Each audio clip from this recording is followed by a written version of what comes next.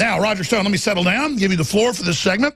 Please cover the waterfront, my friend, of what this means today with Spicer leaving and the latest info you have since you joined us 1 hour ago. Is Roger there? Yes, kind of like the last time the President of the United States called you. I'm walking through TSA. You're going to have to give me a minute. Okay. So that's what happened. Yeah, one time Trump called me when I was going through the TSA. Ridiculous. I literally said to the TSA, excuse me, it's the president. And they all knew who I was. They said, yes, sir. So I just stood there in the TSA line by the scanners and talked to the president. That's another thing where you don't want to be uppity, you don't want to be a celebrity, you don't want to be powerful, because I don't care about all that crap. I'm not a narcissistic person. It's about what the media says and all the rest of it. I'm confident and bold, so people misconstrue what it is. But it is kind of fun to say, sorry, I'm talking to the president right now, and then they know who you are and believe it and go, yes, sir. It's just bizarre. He's going through the line right now. Roger's working double time today. We'll go back to Roger here in just a minute. Let me play a clip here. So the stock market's going down now because of this Mueller thing. This is unprecedented. Roger, what does Trump need to do right now to Mueller? I mean, the guy is completely doing the biggest fishing expedition ever. What does Trump do? He should first fire Rod Rosenstein, the Deputy Attorney General who gave us Mueller upon his own authority with direction from no one. And then he should fire Mueller and challenge all comers at that point to impeachment if they think they have grounds, which they don't. This is a benign tumor. This is a time bomb in which the fuse has already been lit. Mueller will find some bogus charge against the president in the hopes that they will win the House in 2018 and therefore have the votes to impeach. And they admit that's their plan. Yes, pretty much. I mean, they have yet to find a crime, so they're going to seek to manufacture one.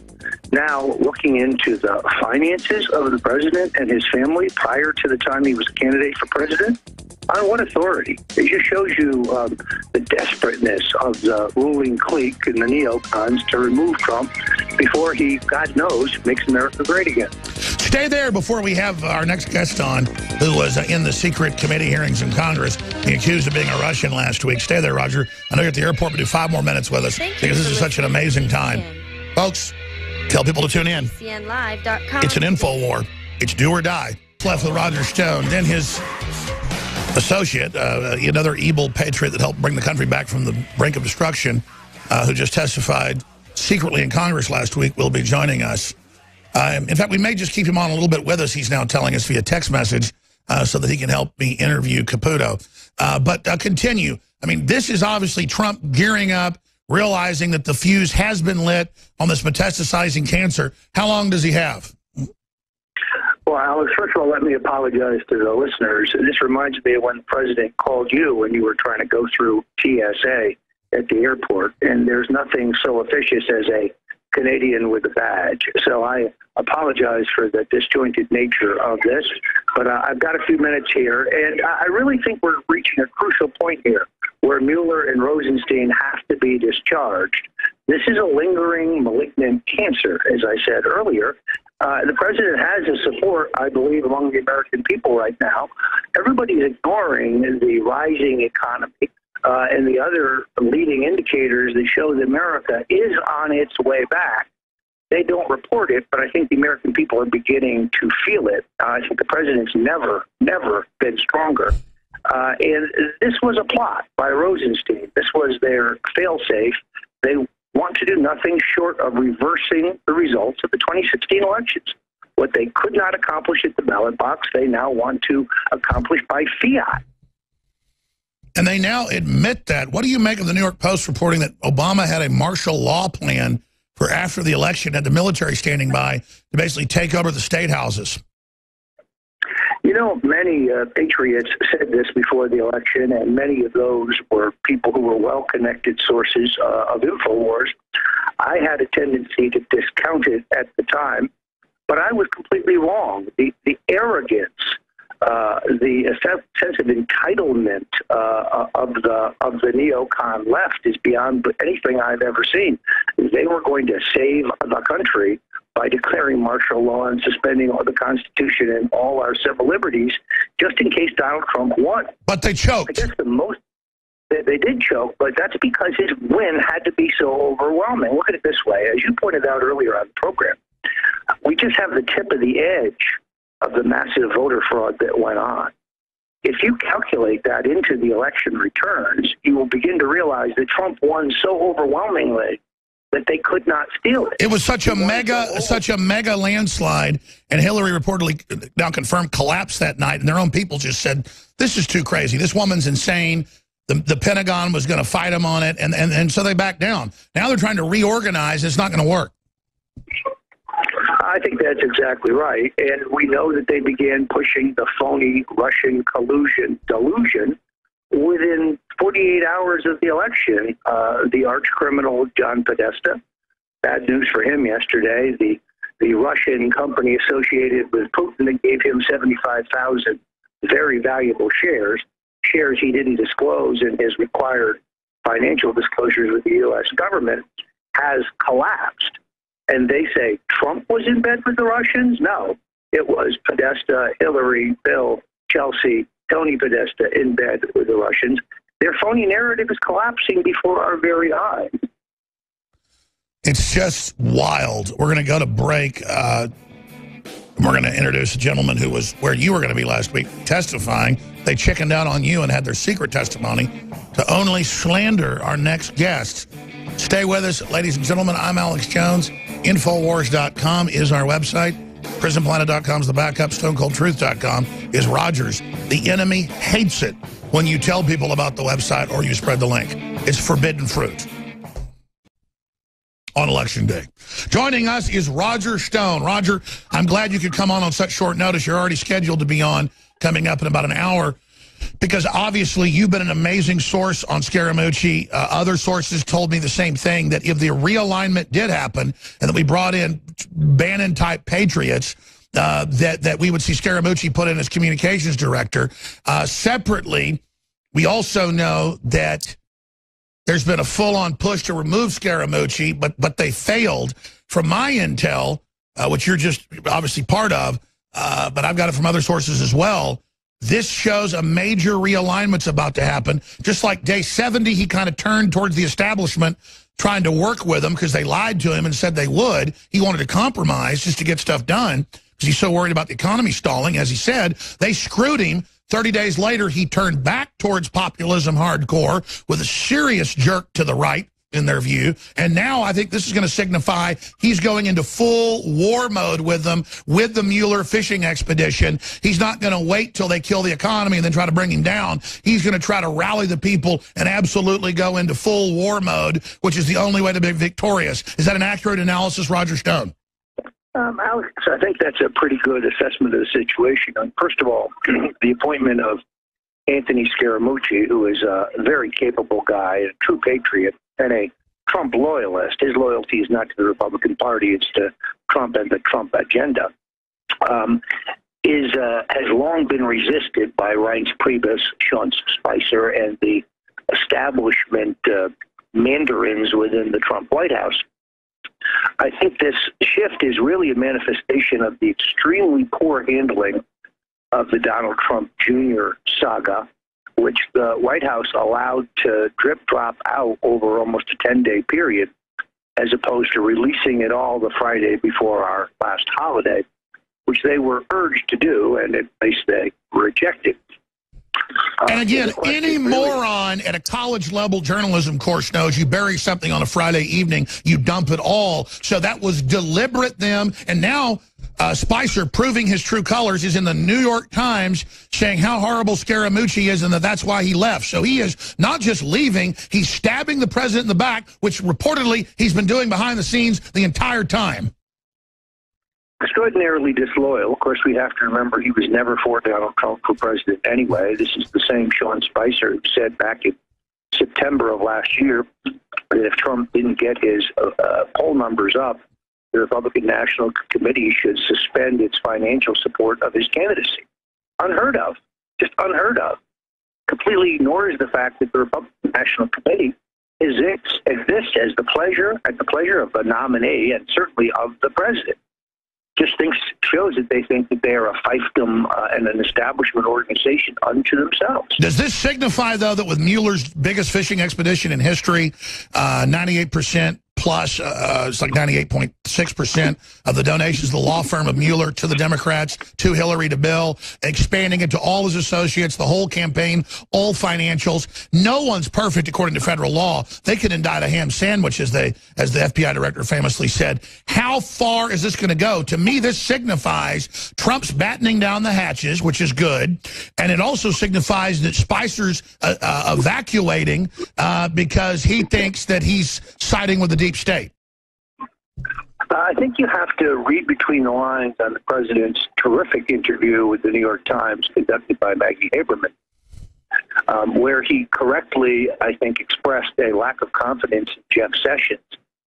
I mean, we have now a FISA court decision proving that the Obama administration illegally surveilled, spied on, and charted the phone calls and other communications of tens of thousands of Americans and that illegally unmasked them, all for political purposes.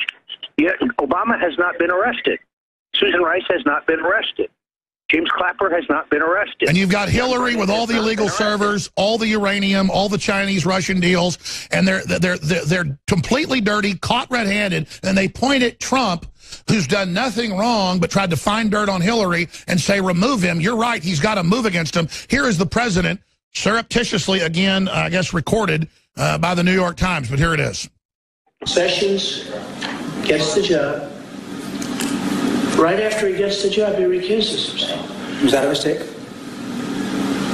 Well, Sessions should have never recused himself. And if he was going to recuse himself, he should have told me before he took the job, and I would have picked somebody else. Mm-hmm. He gave you no heads up at all in any sense. Zero. Okay. Mm-hmm. So Jeff Sessions takes the job, gets into the job, recuses himself. I then have, which frankly, I think is very unfair to the president. How do you take a job and then recuse yourself? If he would have recused himself before the job, I would have said, thanks, Jeff, but I can't, I'm not going to take you. It's extremely unfair, and that's a mild word, to the president. So he recuses himself. Now, let's be specific. This is one of the most important things I've ever said, so please listen carefully, listeners. This country's gotten run into a ditch by people covering their butts, CYA. We're going into entropy. We're going into collapse. And I like Sessions. He's been an honorable man. He killed open borders and globalism 4 times in the Senate when they were trying to pass bills secretly. I like Sessions, but judges don't recuse themselves unless they've got a conflict. He doesn't have a conflict. He never did anything. He got bullied and intimidated in CYA. And if the Republican Party keeps doing their old CYA, the Democrats are going to overthrow the entire system and bring in martial law, as is in the New York Post and the Atlantic Monthly.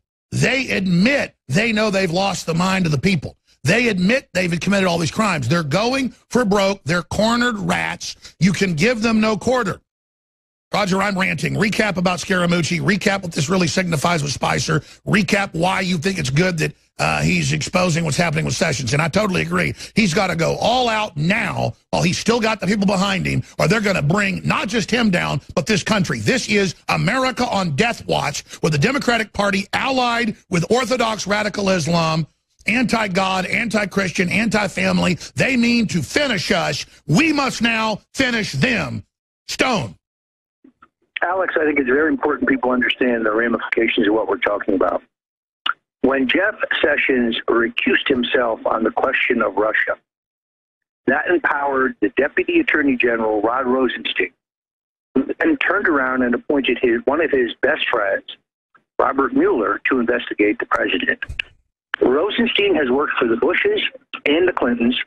Why he's even in the Trump Justice Department is a question of some note. Wall Street Journal hailed his appointment, saying that he would be a leavening influence on the right-wing Jeff Sessions. Give you some idea where this guy's coming from.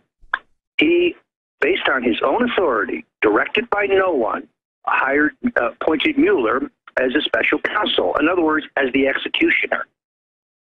Now, normally, special counsels are appointed when there is an enormous wealth of evidence that a crime has been committed. AKA the Clintons. In this case, there is none.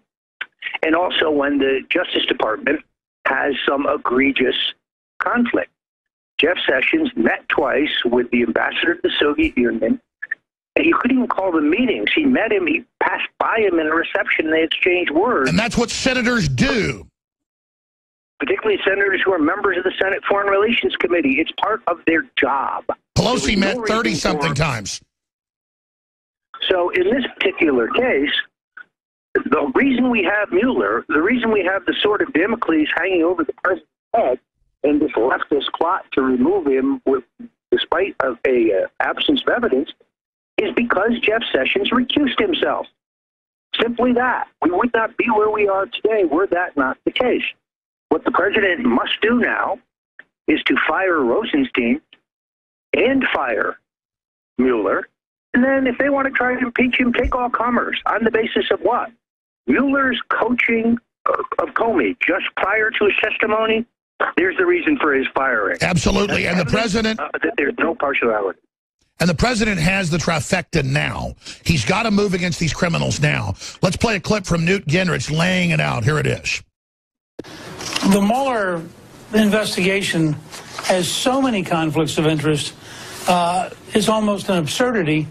The law firm he comes from gave 99.81% of its donations to Hillary Clinton last year. That's right. 0.19 of 1% went to Donald Trump. The people that he's been hiring are all anti-Trump lawyers. Several of them have very bad records of hiding information from the defense. And one case was rebuked by the Supreme Court on a 9-0 vote. It's hard to understand why he would assemble such a team unless it was a deliberate effort to go after the president and the president's team. I think that this is the most biased lynch mob of executioners ever assembled in modern history. Even real Democrat liberals like Dershowitz and Jonathan Turley are saying this is insane. The president should fire all these people. This is a rogue group, and the media is acting like Mueller's the new president and that he's Jesus Christ come down from heaven. Yeah, it's really extraordinary. If you go to my page, The Stone Cold Truth, I wrote a piece about a week ago called The Three Amigos. It's important to understand the extent to which Rosenstein, Comey, and Mueller are best friends. They have aided each other's career. They have covered for each other. And they have all been executioners for the Bushes and the Clintons. These guys work for the deep state. We're going to post your article at Infowars.com. Roger Stone, stay there. I want to talk about what Trump needs to do now. This is a big deal. 5 more minutes on the other side than all the other news. Stay with us. Roger Stone's coming up again later via video Skype. I'm Alex Jones. All right, Roger Stone's leaving us in about 5 minutes. He's going to be back on later. And guess who else is on? Michael Caputo of the White House, of the Trump operations that they've been demonizing and going after and claiming that, this guy who was in the campaign is somehow working for the Russians because he was sent in by the CIA as part of U.S. aid to keep Yeltsin in power. And so then they use the file on him to then say, oh, look, he lived in Russia for 10 years. This is next level. He's going to be joining us because he testified in secret, just like they wanted Stone to do. Then they gave a transcript to the congresswoman, but not to the media or him, and then accused him of perjury. So that's coming up. Give us a little foray, a little preview of that, Roger. And then let's get back into just a recap of what this signifies. Sean Spicer being basically having Anthony Scaramucci put over him, who's a patriot, and then saying, fine, he's leaving, and then giving his reasons to the New York Times, extremely disloyal. So what does this overall signify? A total lack of professionalism, in my opinion. You'd never see this from Michael Caputo. Michael Caputo is a young conservative. I met him when he was this press secretary for Congressman Jack Kemp. Long active in anti-communist activities, actually helped the freedom fighters in Nicaragua. And he did work for the United States Information Agency. Let's back up here for a minute then. What would you advise the president to do, or the public at this point, to promote and push and lobby for in this civil war the Democrats admit they basically started? Because they admit they want to declare the entire election to be a fraud once they get Trump, and remove many Republicans who were elected in 2016, put Homeland Security over the elections thereafter, controlled by the Democrats, and basically ending our political system as we know it and completing our mission into being a country like Venezuela. Number one, begin the prosecutions of the Obama National Security Gang, Ben Rhodes, Susan Rice, Valerie Jarrett, Clapper, Brennan, Rogers, over the unmasking. You do not win on defense. You only win on offense. They have broken the law, and these are crimes far more serious than Watergate. Secondarily, we need election law reform, and the president's doing the right thing with this election commission. And we've already proven that the mainstream claim that there is no voter fraud is a fraud itself. American people need to know that.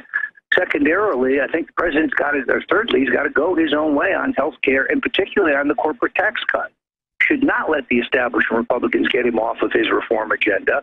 Only a radical reform agenda is going to rally our voters for the 2018 election. And no more closed-door hearings on anything pertaining to Russia. Let's have it all right out front with the American people can hear it all, House and Senate. What they did to Michael Caputo, having him testify in secret, that accusing him of perjury when he has no access to the transcript, nor does the public. That's a kangaroo court. That's something else I've noticed is almost everybody they're going after has an Italian last name. Is there some type of underlying waspish or establishment, East Coast, Harvard discrimination there? Because I know in the old blue blood elites that goes on. You know, it's funny you should mention that. When I was on WBEN in Buffalo with Michael Caputo the other day, we mused about the fact that we're both Italian Americans and that we're in the crossfire, as has been Scaramucci. You know, there are, unfortunately, still a lot of people out there who think that just because you're Italian American, to me, affiliated with organized crime. It's really insulting. Well, maybe you guys are just loyal to America and not trying to sell the country out. We're loyal to Donald Trump, and we're loyal to try to save this country.